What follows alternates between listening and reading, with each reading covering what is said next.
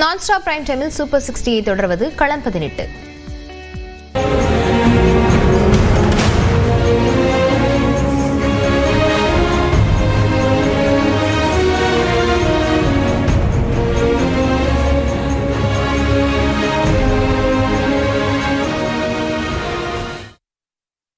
வணக்கம் நேயர்களே, இது நியூஸ் 18 தமிழ்நாடு தொலைக்காட்சியின் களம் 2026 நிகழ்ச்சி.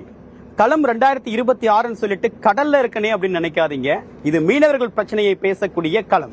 இங்க ஒரு நடுத்தர வர்க்கத்தை சேர்ந்த அதிக அளவுக்கு மீனவர்கள் இருக்கக்கூடிய ஒரு சிறிய போட்ல இருக்கும். நாம மீனவர்கள் அப்படின்னாலே அவங்களுடைய பிரச்சனையை தான் நிறைய இடங்கள்ல கேள்விப்பட்டிருக்கோம். ஆனா அவங்களுடைய தொழில் எப்படி செய்யறாங்க, என்னென்ன சிரமங்கள், முன் தயாரிப்பு என்ன அப்படின்றத இந்த கடல்ல பயணிக்கக்கூடிய இந்த தருணத்துல அவங்க கிட்ட நம்ம கேட்டு தெரிஞ்சுக்கலாம். சார் வணக்கம். எல்லாருக்கும் வணக்கம். எல்லாரும் எந்த கிராமத்தை சேர்ந்த மீனவர்கள்? நீங்க அக்கரைப்பேட்டை பகுதியை சேர்ந்த மீனவர்கள் உட்பட நிறைய மீனவர்கள் இருந்து இருக்கீங்க. நீங்க ஒவ்வொருத்தையா கேட்கிறேன், ஒரு கடலுக்கு பயணம் பண்றது அப்படின்னா நீங்க எப்படி தயாராவீங்க, என்னென்ன விஷயங்கள் எல்லாம் கவனிப்பீங்க? நாங்க தொழிலுக்கு போனோம்னா ஒரு மேக்சிமம் 4 பேர்ல 5 பேர் போவோம். சிறு தொழிலுக்குன்னா பகல்ல போயிட்டு மறுநாள் காலைல வந்துருவோம். பெருந்தொழில் தங்கல் தொழில்னா ஒரு 3 நாள் கழிச்சு வந்துருவோம். எங்களுக்கு போதுமான பாடு வசதியெல்லாம் இப்ப கிடைக்கிறது.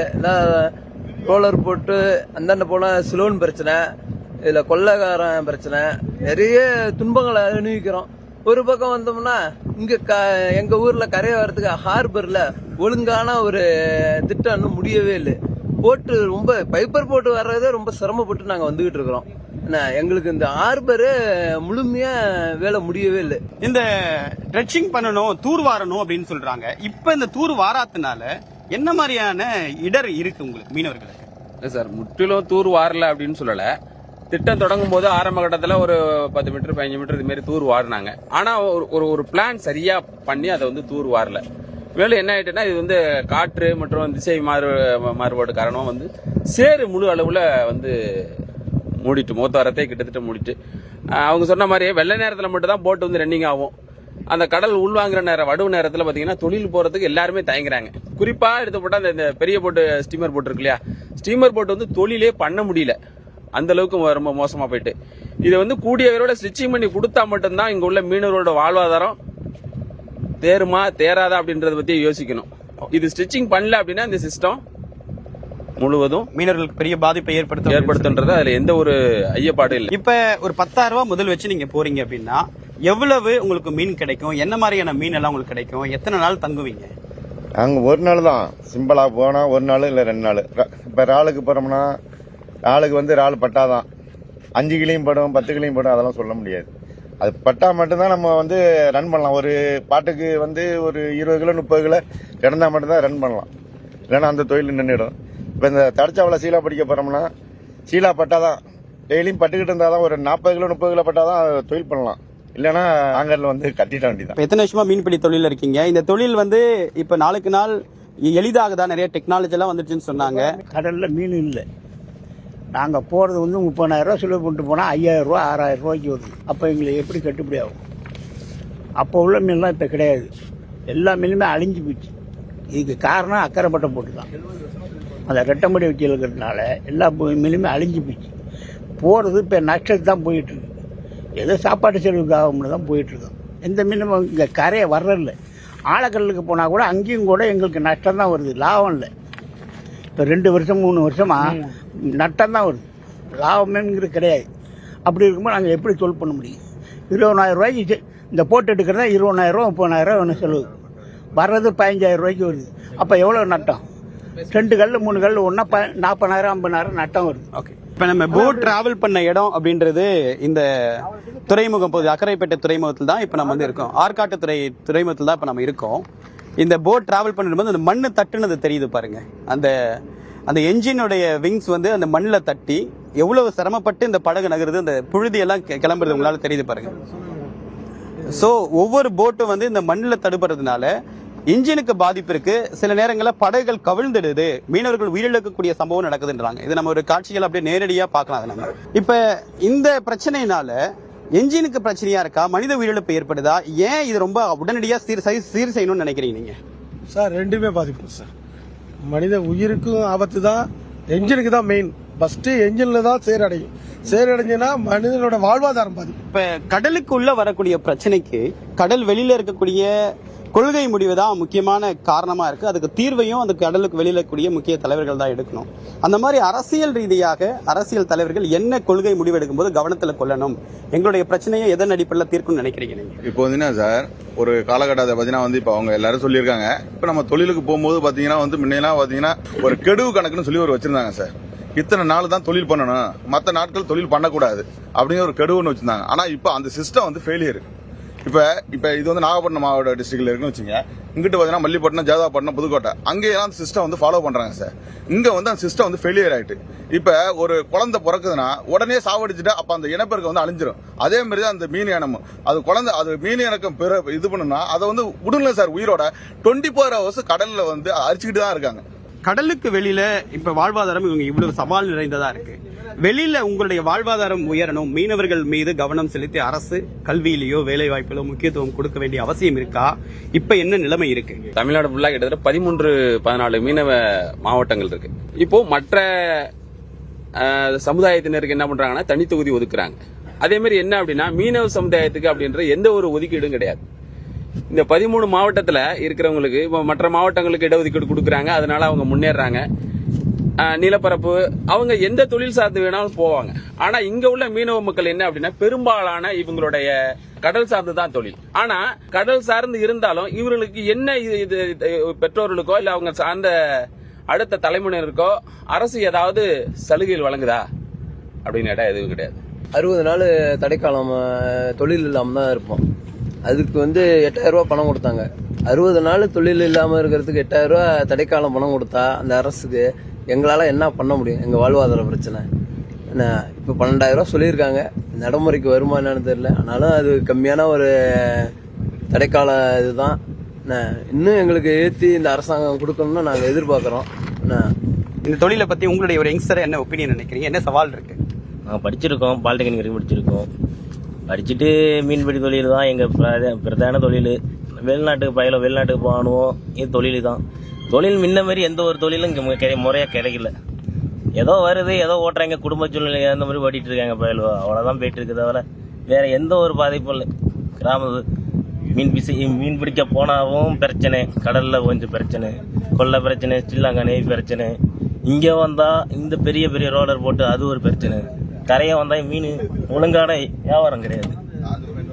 ஏதோ ஓடிட்டு இருக்கு, குடும்பச்சால என்ன ஓடிடுறதால எதுவுமே இங்கே பெருசாக வளர முடியுது. இப்ப படகையே பறிமுதல் பண்ணிட்டாங்கன்னா அதை மீட்கிறதுக்கு வழியே இல்லையா? எவ்வளவு அபராதம் கேட்கறாங்க? கொடுக்க மாட்டாங்களே, படகை கொடுக்க மாட்டாங்க. வேணா ஆளு போ, படகு கொடுக்க முடியாது. ஏன் அப்படி சொல்றாங்க? ஏன் அப்படி சொல்றாங்கன்னா அந்த கரையில போய் இழுக்கிறதுனால தான் அவங்க சொல்றாங்க. அந்த மாதிரி இங்க மீனவர்களால அங்க போய் நாங்க இழுக்கும் போது அந்த படகை பிடிச்சி வச்சுட்டு படகு கொடுக்க முடியாது. வேணா ஆளு போ அப்படிங்கிறாங்க. அப்ப நாங்க எத்தனை லட்சம் போட்டு படகு வாங்கி அவங்கள விட்டுட்டு வந்தா அப்ப எங்க பொட்டாட்டி பிள்ளை என்ன பண்றது? இங்க இடஒதுக்கீடு அப்படின்றது இருக்கா? அது அவசியம் நினைக்கிறீங்களா? மீனவர்கள் கண்டிப்பா அவசியம் சார்.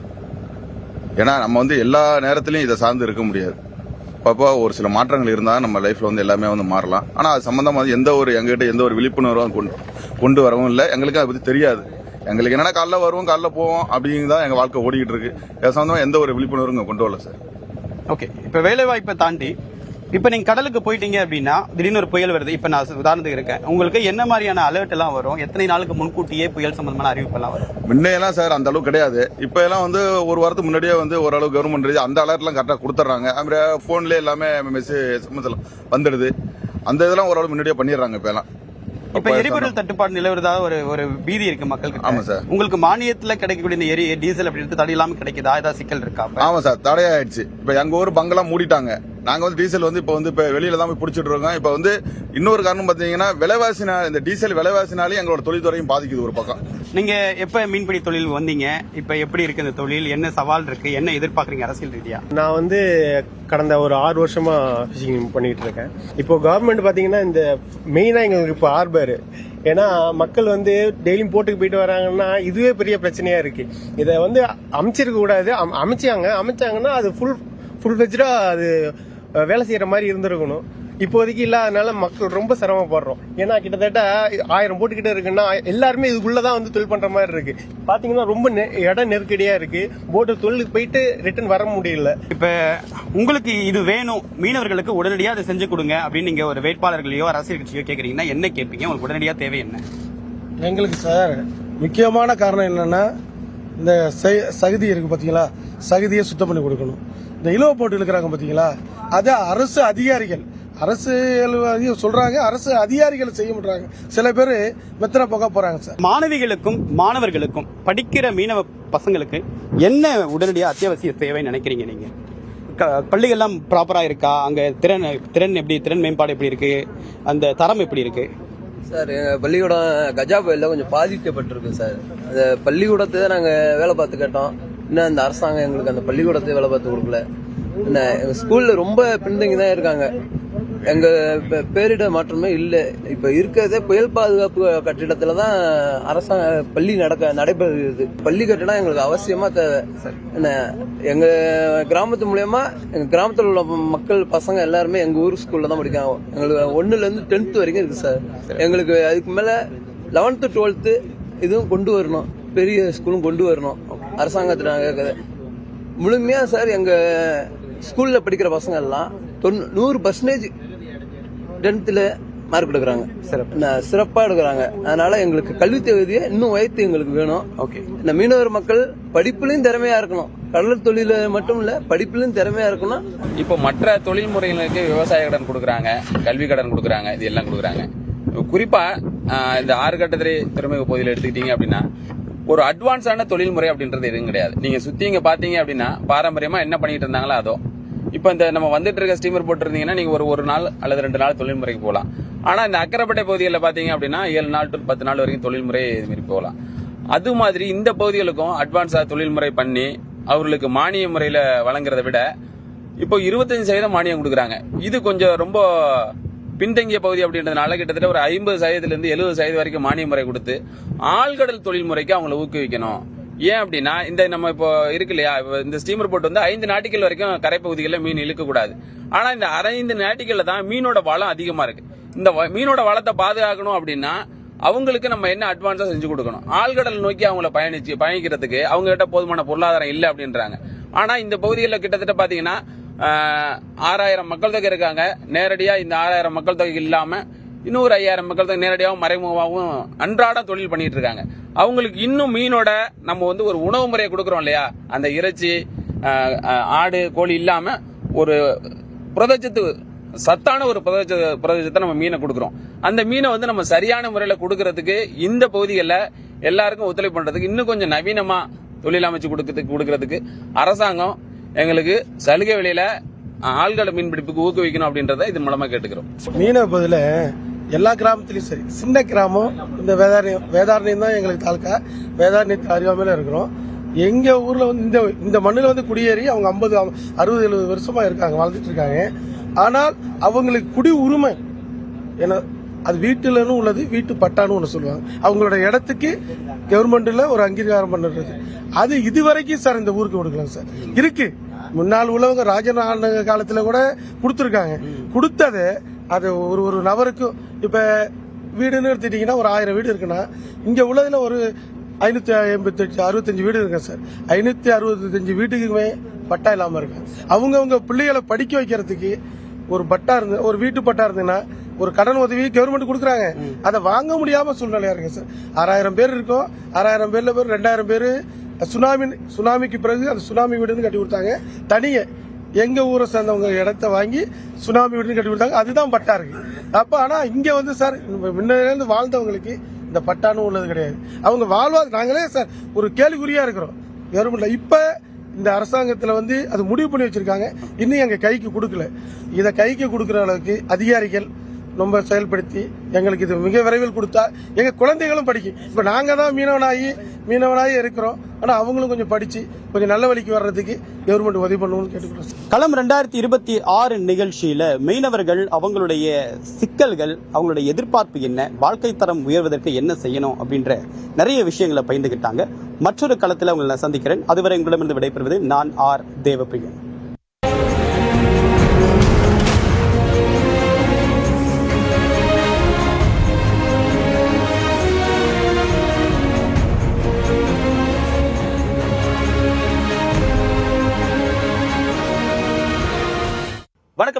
இது நியூஸ் 18 தமிழ்நாடு தொலைக்காட்சியின் களம் 2026.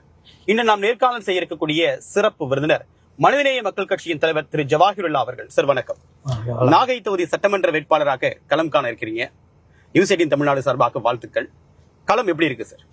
மிக சிறப்பாக இருக்கிறது.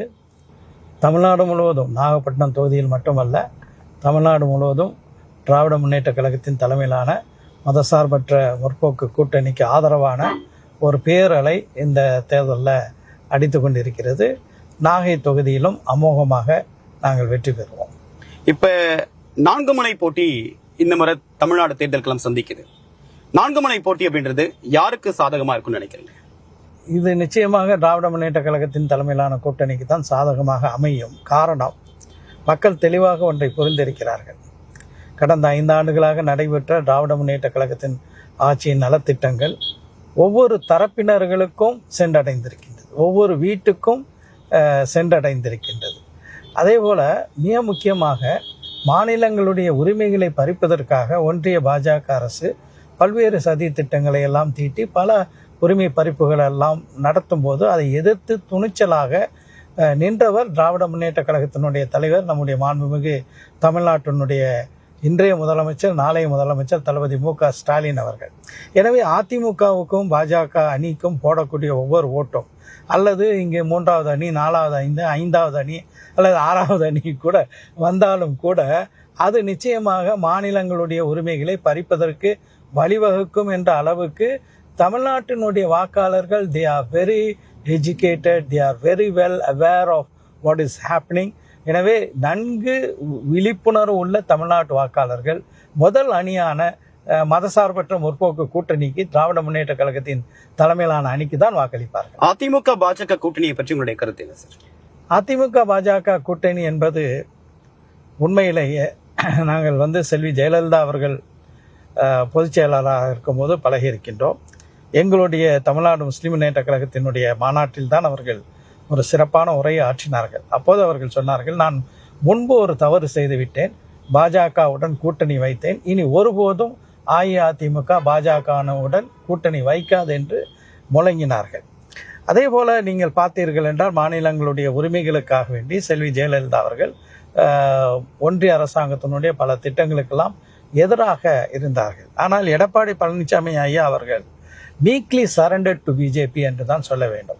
பிஜேபியிடம் அப்படியே சரணடைந்து விட்டுவிட்டார்.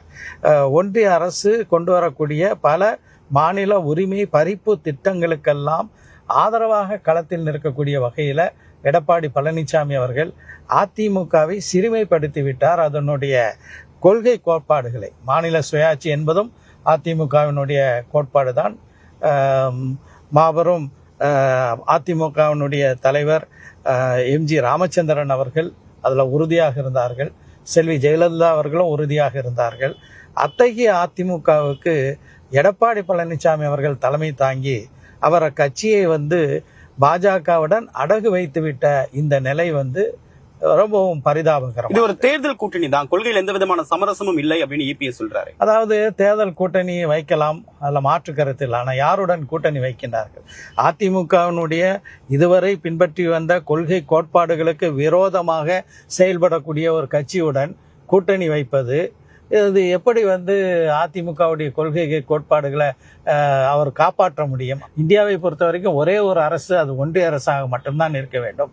மாநிலங்கள் எல்லாம் அட்மினிஸ்ட்ரேட் டெரிட்டரிஸாக, நிர்வாகம் செய்யப்படக்கூடிய ஒரு பிரதேசங்களாக தான் இருக்க வேண்டும் என்பதுதான் MS கோல்வார்கருடைய சித்தாந்தம். அதைத்தான் பாஜக கடைபிடிக்கிறது. அது ஒட்டுமொத்தமாக அதை செய்ய முடியாமல் ஒவ்வொன்றாக அவர்கள் கடைபிடிக்கக்கூடிய ஒரு சூழல். அவர்களுடைய கல்வி கொள்கையை ஏற்றுக்கொள்ளாவிட்டால் உங்களுக்கு கல்விக்கு நிதி இல்லை போன்ற கோட்பாடுகள் எல்லாம் பின்பற்றும் போது எப்படி மாநில சுயாட்சிக்காக பாடுபடக்கூடிய அதிமுக நாங்கள் கொள்கையில் காம்ப்ரமைஸ் பண்ணலை, அதில் சமரசம் செய்து கொள்ளலைன்னு சொல்ல முடியும்? இஸ்லாமிய வேட்பாளர்களுடைய எண்ணிக்கை ரொம்ப ரொம்ப குறைவா இருக்கு அதிமுக தரப்புல இருந்து. பாஜக அதை எப்போ கைவிட்டுட்டாங்க அப்படின்றாங்க. இதனுடைய வெளிப்பாடு அப்படின்றது என்ன தாக்கத்தை ஏற்படுத்தும்? இதை நீங்க எப்படி பாக்குறீங்க? இந்தியாவில் உள்ள முஸ்லிம்களுக்கு மட்டுமல்ல, சிறுபான்மையினர்களுக்கு மட்டுமல்ல, அனைத்து தரப்பினர்களுக்கும் அவர்களுடைய மக்கள் தொகைக்கு ஏற்ப அரசியல் அதிகாரம் வேண்டும்.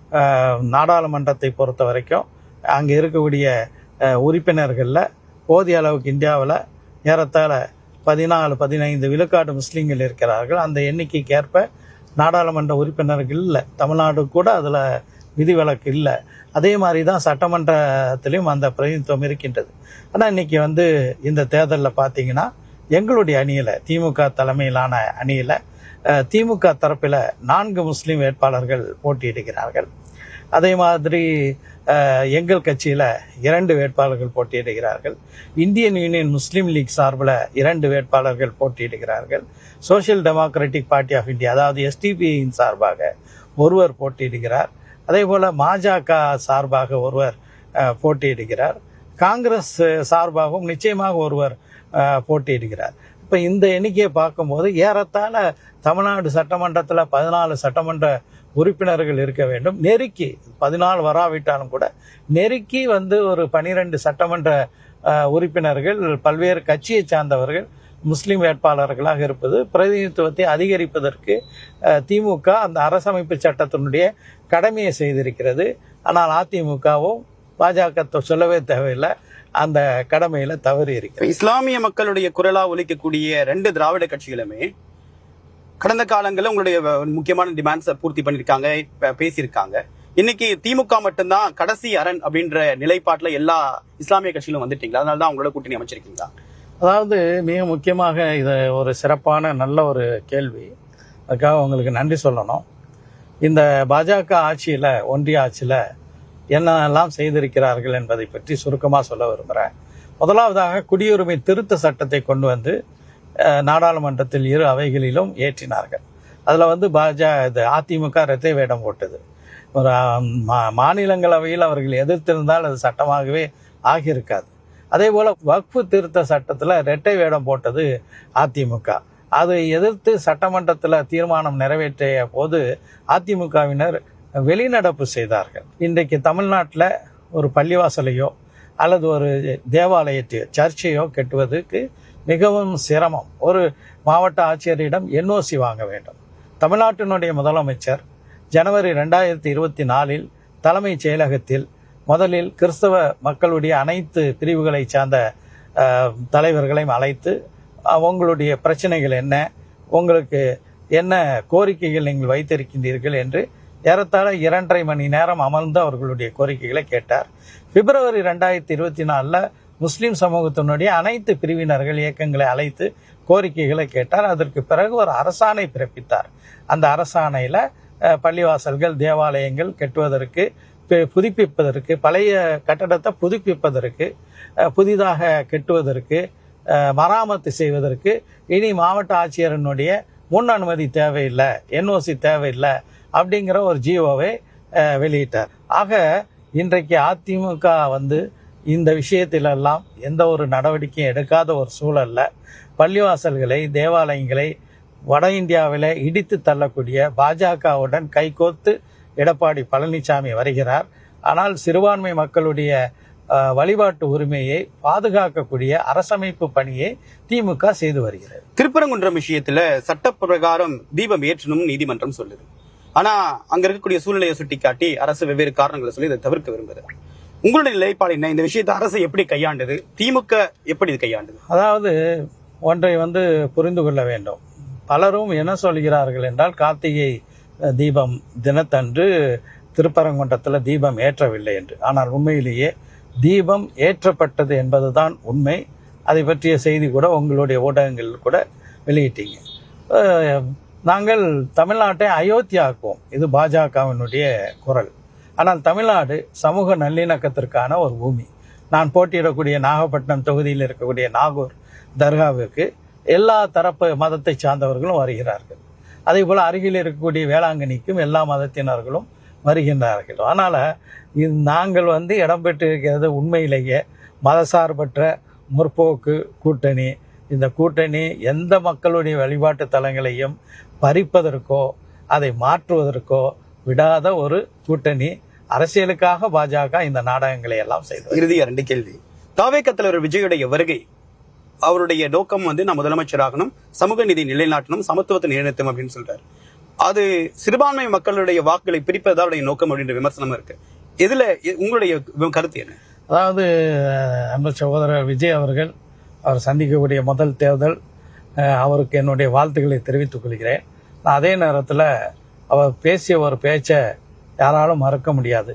பாசிசமா பாயாசமா என்று பேசினார். பாசிசம் எவ்வளோ கொடூரமானது, பாசிசம் எத்தகைய தீமைகளை விளைவிக்கக்கூடியது, பாசிசம் எப்படி மனித குலத்திற்கு விரோதமானது என்ற புரிதல் இல்லாத வகையில் அவர் அரசியலிலே நுழைந்திருக்கிறார். அரசியலை பற்றி நிறைய பாடத்தை அவர் கற்றுக்கொள்ள வேண்டும். பெரும்பான்மைக்கு எண்ணிக்கை குறையக்கூடிய பட்சத்தில் கூட்டணி ஆட்சி அமையணும் அப்படின்னு நினைக்கிறீங்களா? தமிழ்நாட்டினுடைய பாரம்பரியம் ஒரு கட்சி ஆட்சி தான் இங்கே அமைந்திருக்கின்றது.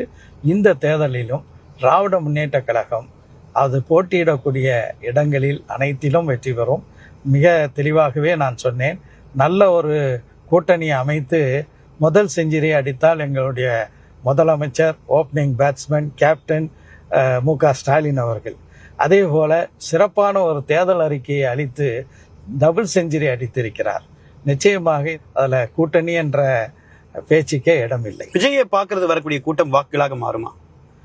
அதாவது டோட்டலி அன்டெஸ்டட். அது எத்தனையோ நடிகர்கள் இதற்கு முன்பு தமிழ்நாட்டு அரசியலுக்கு வந்திருக்கிறார்கள். அவர்களுக்கும் பெரும் பெரும் கூட்டங்கள் வந்திருக்கிறது. ஆனால் யாரும் அதை தனியாக அவர்கள் போட்டியிட்டு அதற்கு விதிவிலக்காக வேண்டுமென்றால் புரட்சித் தலைவர் என்று அதிமுகவினரால் அழைக்கப்படக்கூடிய எம்.ஜி. ராமச்சந்திரன் இருந்திருக்கலாம். அதனுடைய தொடர்ச்சியாக நீட்சியாக செல்வி ஜெயலலிதா இருந்திருக்கலாம். ஆனால் எந்த நடிகரும் அவர்களை தவிர தமிழ்நாட்டில் சோபித்தது இல்லை என்பதுதான் தமிழ்நாட்டின் வரலாறாக இருக்கிறது. இப்பக்கூடிய அரசியல் களம் தொடர்பாகவும் உங்களுடைய பார்வையை எங்கள் முன்பாக நியூஸ் 18 தமிழ்நாடு வாயிலாக வாக்காளர்கள் வச்சிருக்கீங்க. உங்களுடைய கருத்துக்களுக்கு மிக்க நன்றி சார். நியூஸ் 18 தமிழ்நாடு சார்பாக வாழ்த்துக்கள். இந்த வாய்ப்பை தந்தமைக்காக உங்களுக்கும் நியூஸ் 18 நிறுவனத்திற்கும் மனிதநேய மக்கள் கட்சியின் சார்பாக என்னுடைய நெஞ்சார்ந்த நன்றியை தெரிவித்துக் கொள்கிறேன். Thank you sir.